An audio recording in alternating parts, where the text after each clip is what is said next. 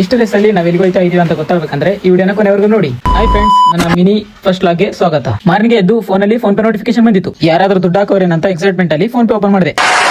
ನಮ್ಮ owner aunty ಬಾಡಿಗೆ ಕೇಳಕ್ಕೆ ನಂಬರ್ ಇಲ್ಲ ಅಂತ ಫೋನ್ ಪೇಲೆ ಮೆಸೇಜ್ ಹಾಕಿದ್ರು, ಬಾಡಿಗೆ ಕೊಡಿ ಅಂತ. ಅಮೌಂಟ್ ಸೆಂಡ್ ಮಾಡಿ ಬ್ರಷ್ ಮಾಡಿ ಮುಖ ತಕೊಂಡು ಕಟಿಂಗ್ ಮಾಡ್ಸ್ಕೊಂಡು ಬರೋಣ ಅಂತ ನಮ್ ಚಿನ್ನ ಕರ್ಕೊಂಡು ಕಟಿಂಗ್ ಶಾಪ್ ಕಡೆ ಹೋಗ್ತಾ ಇದೀವಿ.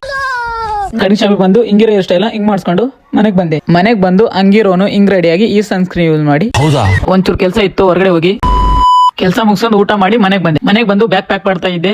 ನಮ್ಮ ಮಾಮ ಕಾಲ್ ಮಾಡಿ ನಿಮ್ಮ ಅಕ್ಕನ ಕರ್ಕೊಂಡು ಬರೋಣ ಬಾ ಅಂದ್ರು. ಪ್ಯಾಕ್ ಮಾಡಿರೋ ಬ್ಯಾಗ್ ನ ಹಂಗೆ ತಗೊಂಡ್ ಬಂದೆ. ಹೋಗೋಷ್ಟರಲ್ಲೇ ನಮ್ಮ ಮಾಮ ರೆಡಿಯಾಗಿ ಮೆಟ್ಲ ಮೇಲೆ ಕೂತಿದ್ರು. ಮೇಲೆ ಹೋಗಿ ಬ್ಯಾಗ್ ಇಟ್ಟು ಕೆಳಗಡೆ ಬಂದು ಗಾಡಿ ಚಾಲು ಮಾಡ್ಕೊಂಡು ನಾವು ಹೋಯ್ತಾ ಇದೀವಿ. ಈಗ ನಮ್ಮ ಅಕ್ಕನ ಕರ್ಕೊಂಡ್ ಬರಕ್ಕೆ ನಾವು ಹೋಗೋಷ್ಟರಲ್ಲೇ ಬಸ್ ಸ್ಟ್ಯಾಂಡ್ ಅಲ್ಲಿ ಕೂತಿದ್ಲು.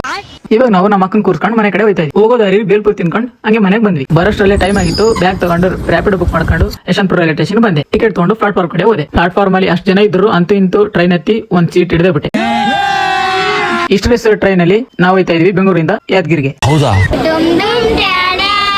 ಈ ಹುಡುಗಿಯರ ಜೊತೆ ಕಾಮಿಡಿ ಮಾಡಿ ಗುಂತಕಲ್ಲಲ್ಲಿ ಹೇಳ್ಕೊಂಡೆ. ಗುಂತಕಲ್ಲಲ್ಲಿ ನಮ್ಮ ಫ್ರೆಂಡ್ ಸಿಕ್ಕರು. ಅವನ ನೋಡಿ ಏನ್ ಹೇಳದಂತ ಕೇಳಿಸ್ಕೊಳ್ಳಿ. ಏನಂದ ಗೊತ್ತಾ, ನರಸಿಂಹ ದೆನ್ಕೊಂಡ್ ಓಡ್ತಾನಲ್ಲ ಊರಿಗೆ ಅಂದ. ಸಿಕ್ಕಿರೋ ಫ್ರೆಂಡ್ಸ್ ಗೆ ಬಾಯ್ ಹೇಳಿ ಕಳ್ಸ್ಬಿಟ್ಟೆ.